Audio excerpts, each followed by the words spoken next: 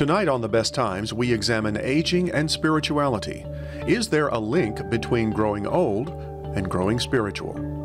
You'll find out the many ways that yoga can benefit anyone over 50. And you'll get basic information about long-term care insurance.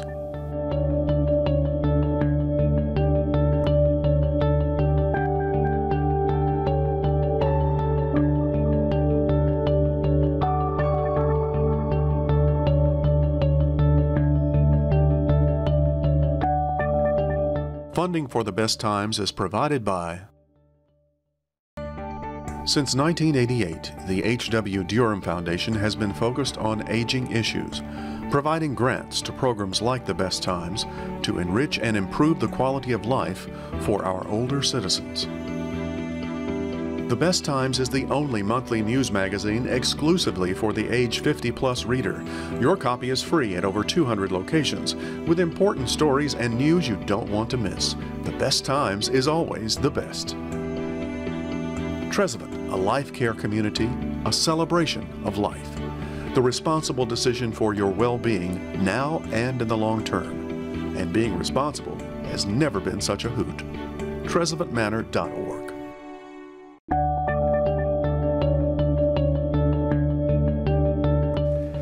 Hello, I'm Chris Hardaway. Welcome to this edition of The Best Times, a series that looks at life after 50. In the 4th century BC, Greek philosopher Plato wrote, "The spiritual eyesight improves as the physical eyesight declines." His words imply that aging and spirituality go hand in hand, but do they? A recent study by the Pew Research Center found that 30% of 20-somethings were religiously unaffiliated, but only 15% of baby boomers characterized themselves that way. And among the parents of boomers, only 5% claimed no religious affiliation. Couple that with the fact that the fastest growing segment of seminary students is the over 50 demographic, and you have to wonder, is there a link between growing old and growing more spiritual?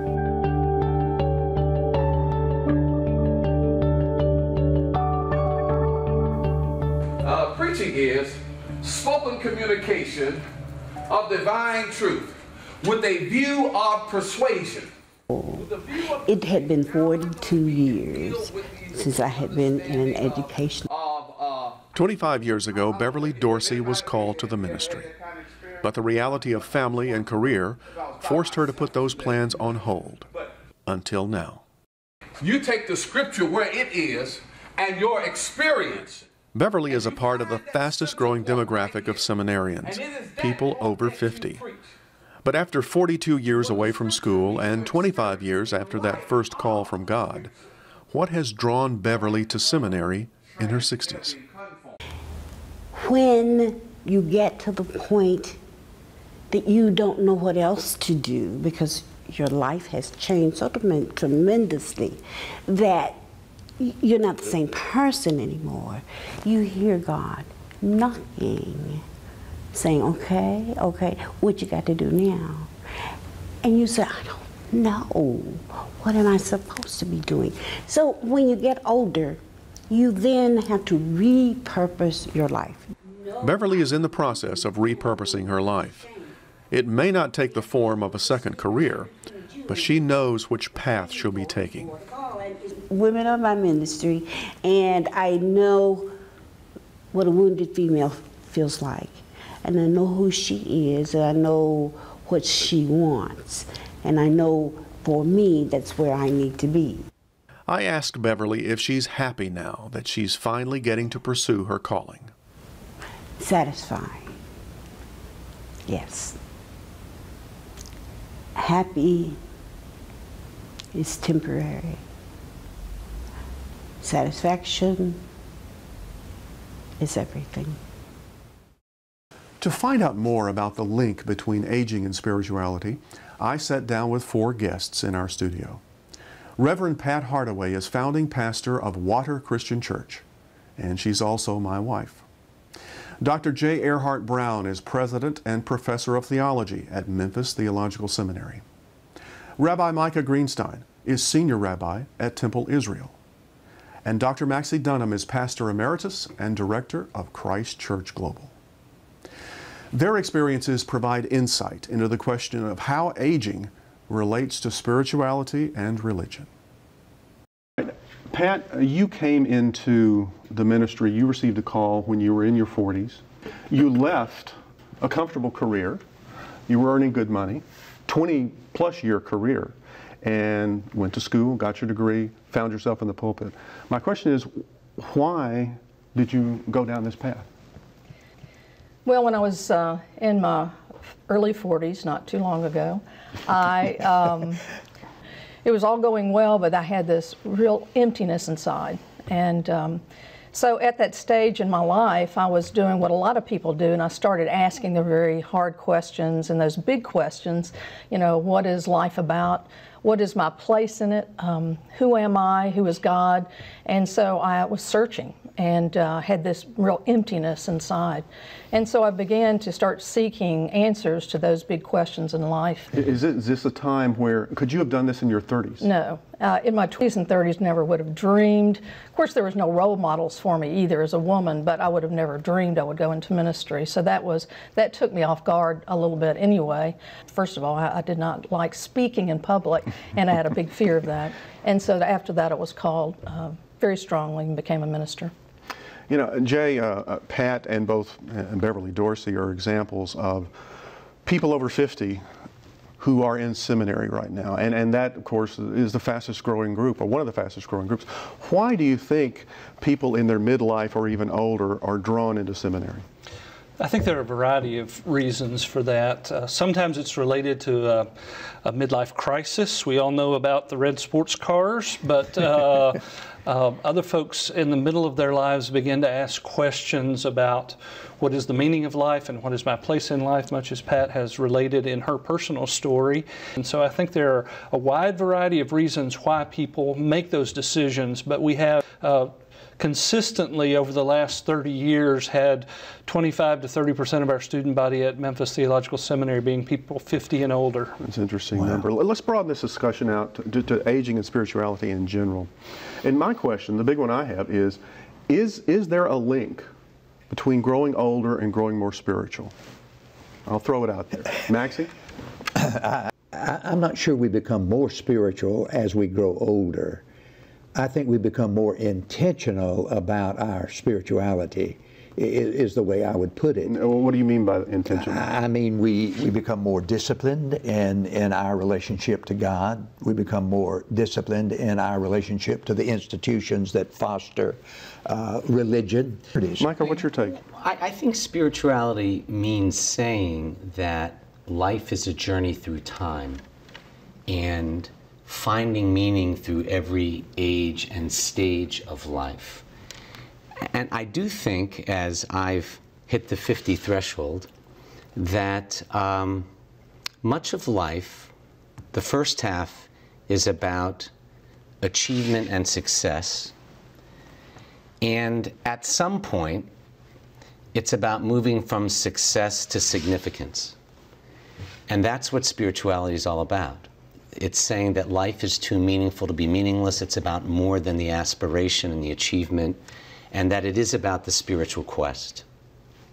Does death play a role in this?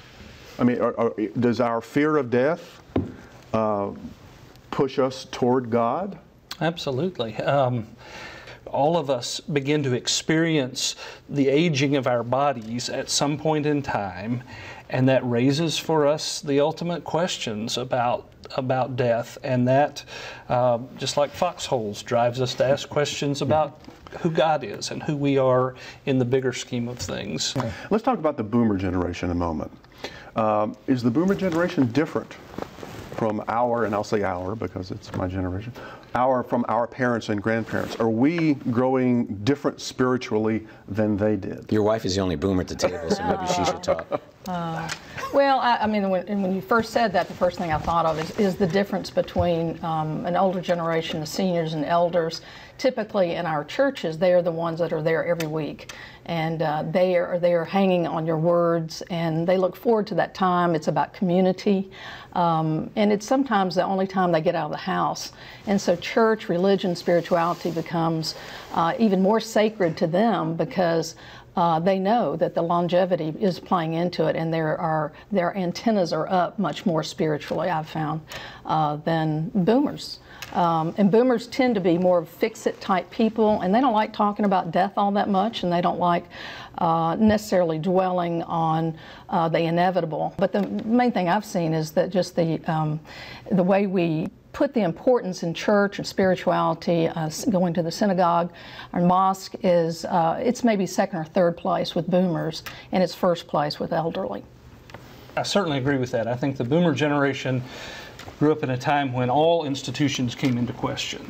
And that's why we've seen this growth in the number of people who are not affiliated with the religious community but talk about themselves as being spiritual because they're trying to find this individual quest for a relationship to God or whatever a person might call the higher power.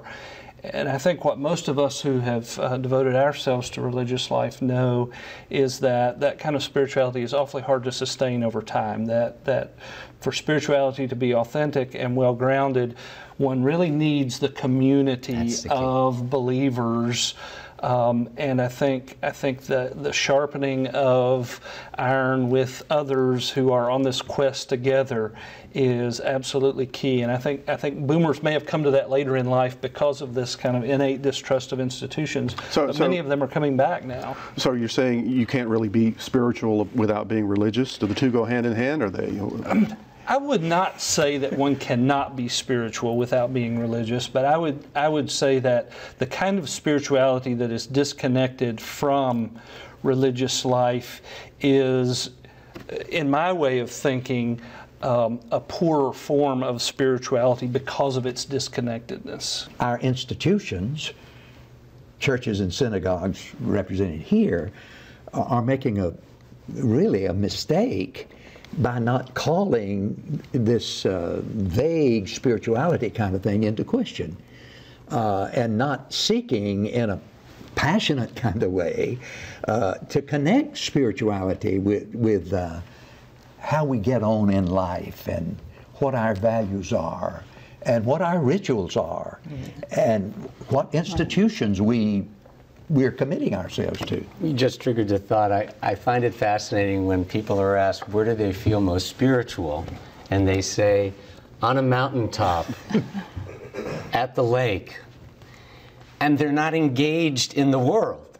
In other words, we admire God's handiwork, but if religion is about the word that the three of you have used, I haven't yet, community, that it's not just about humanity's quest for God and God in search of man, but it's in community.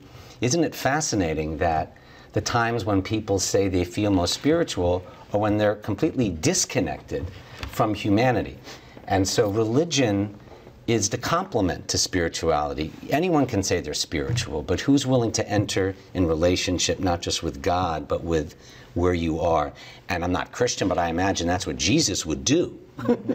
I think the rabbi has a good notion about who Jesus is. Well, spirituality. But do you think that the difference between the two, the difference between the two, it's no one's upset with spirituality, but is that enough? Yeah. Go ahead. Well, spirituality, I mean, most people, I think, believe that it's what you believe. And if you have great faith and you believe, then you're a very spiritual person, and that's not necessarily true. Certainly, you can be religious and not be spiritual, and I've met plenty of those.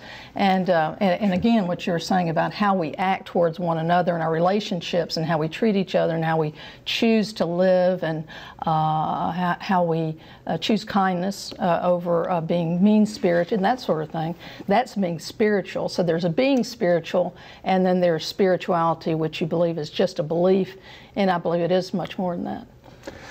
I ran across an interesting quote from, of all people, General Douglas MacArthur. And he said this, and I just wanted to get your take on this and just get your thoughts. He said, "You are as young as your faith, as old as your doubt, What do you think he's saying there?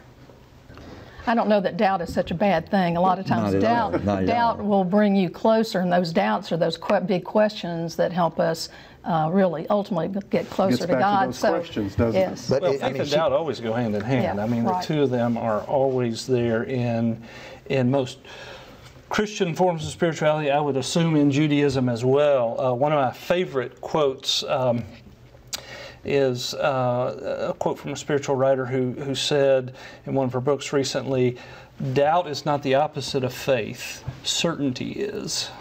And that's a good quote. Let me write that one down. I like that one. I think we have tended to operate as if faith and doubt were opposites, but they're not. It's interesting that the root word for religion is the same root from which we get the word ligament. Religion is to tie us together with one another and with God, who is the source of all things. And so that's why I think spirituality and religion have to go hand in hand if they're going to result in the kind of life that the prophets and Jesus called us to.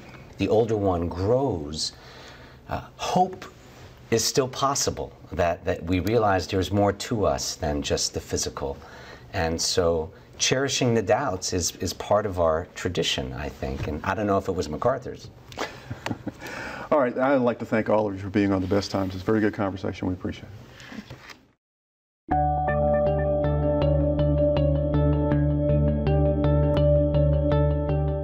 The practice of yoga dates to 5000 BC, originating in India as a combination of physical, mental, and spiritual disciplines. Today, nearly 20% of yoga practitioners are over 55, and the health benefits are so impressive that over 14 million Americans have had yoga prescribed to them by their doctors and therapists. Let's take a look at this ancient discipline that stretches both the body and the mind.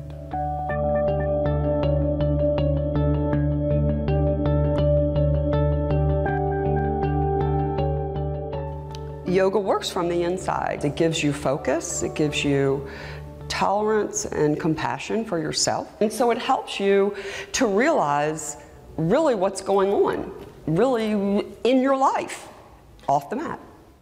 Karen Moss is owner of Better Bodies Yoga Studio and has taught yoga for the last 15 years. She has seen the impact that regular yoga exercise can have on her students, especially those over 50. Cardiovascular fitness, lowering blood pressure, circulation, breathing, asthma, cancer, anxiety, depression, osteoporosis, strength. Basically, yoga strengthens what is weak and softens what is too tight. As we age, the joints, and we lose our synovial fluid and lubrication. And so we have to move our joints at least once a day, especially if you have arthritis or rheumatoid arthritis or anything like that. You've got to keep everything well oiled. And this is what yoga does. Holly Comas is a retired ballet dancer and teacher who didn't discover yoga until age 59. She was looking for something more than just a workout. What I get out of yoga are the physical things. They're good for your flexibility and balance and strength. I'm actually a lot stronger than I ever was when I was dancing, with the upper body anyway. But more than that, yoga is a place for me to go where you cannot be thinking about anything else. You are completely absorbed in what you're doing. You're absorbed in your breath and your movement. So whatever's happened in the day or whatever's going to happen later completely has to leave your mind the time that you're in the yoga class. This is a gentle yoga class designed for beginners and those students who may require some modifications to the poses. There are dozens of different styles of yoga to choose from. Some focus on body alignment or coordination of breath and movement. Others emphasize the flow of one movement into another. Hatha is one of the most popular styles that is excellent for beginners and forms the foundation for other yoga styles. As you can see, getting started with yoga doesn't require standing on your head or bending your body like a pretzel. Well, I'll have people say, I can't touch my toes, I can't do that. And I'm like, Okay, well, you know, that's the purpose. So you can touch your toes. So you can bend down and get the paper. So if you fall down, you can get up by yourself. You can empower yourself. About 3/4 of yoga practitioners in America are women. Men seem to have a harder time accepting yoga. Well, they think, you know, I'm not going to turn myself into a pretzel and I need to work out. And they don't realize that they need to tap into their feminine side and find a little flexibility, because balance comes from being both flexible and strong. And if you're either or, you're going to have problems later in your life. Like a lot of men, Newton Anderson didn't think real men did yoga until his wife began taking classes. The second question is, I think they don't really know too much about it, just like I didn't know too much about it. You know, they think it's mainly just stretching and flexibility. It really does, if you get into some of the poses, it really requires a lot of strength, and I think you can build up strength by doing yoga. And I think more guys would do it if they realized that. Karen points out that you're never too old to learn yoga and reap its benefits. She has one student who will celebrate her 90th birthday this year. This is more than just a form of exercise or a form of mind-body. It's a way to rejuvenate your body, your mind, and it invigorates you and it gives you new thoughts, new, you know, positive outlook, more optimistic, kind of skip in your step.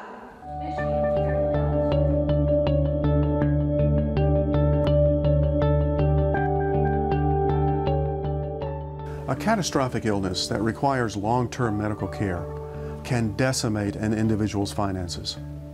A private room in a skilled nursing home in Tennessee costs an average of nearly $70,000 per year. Statistics show that 70% of people over 65 will need some type of long-term care in their lives. Long-term care insurance has been on the market for almost 4 decades, but only about 8 million people have purchased these policies. Should you? Here's some basic information about long-term care insurance to help you make your decision.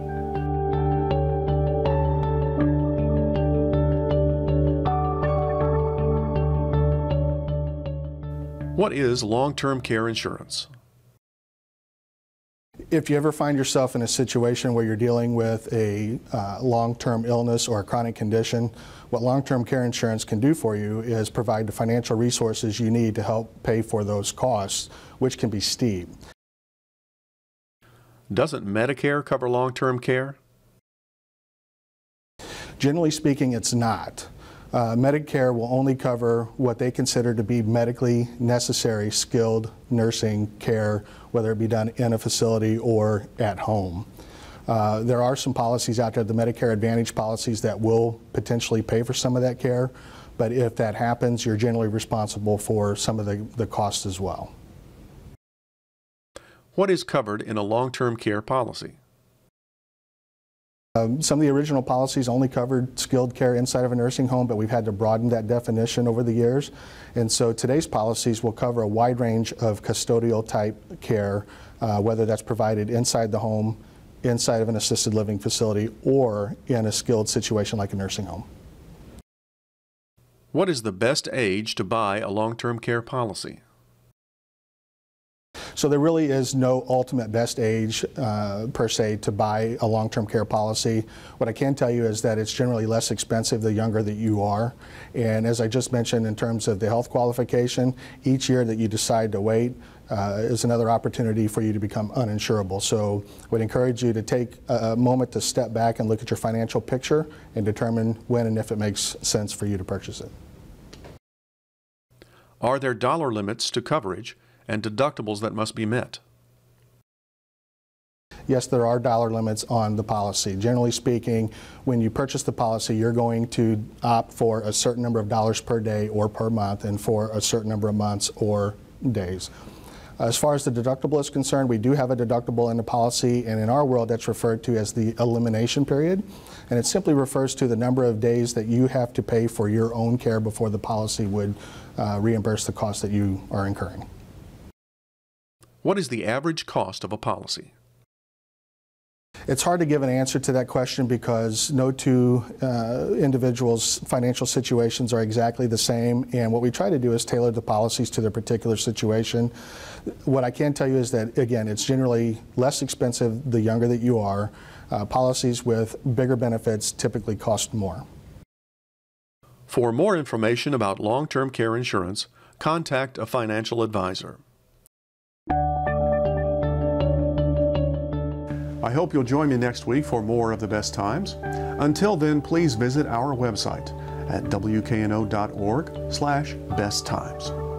And while you're online, click over to Next Avenue, PBS's website, where grown-ups keep growing.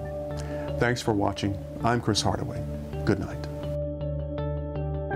Funding for The Best Times is provided by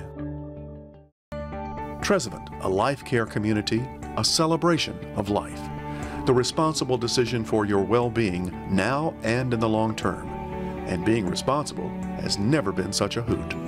TrezevantManor.org. The Best Times is the only monthly news magazine exclusively for the age 50-plus reader. Your copy is free at over 200 locations with important stories and news you don't want to miss. The Best Times is always the best. Since 1988, the H.W. Durham Foundation has been focused on aging issues, providing grants to programs like The Best Times to enrich and improve the quality of life for our older citizens.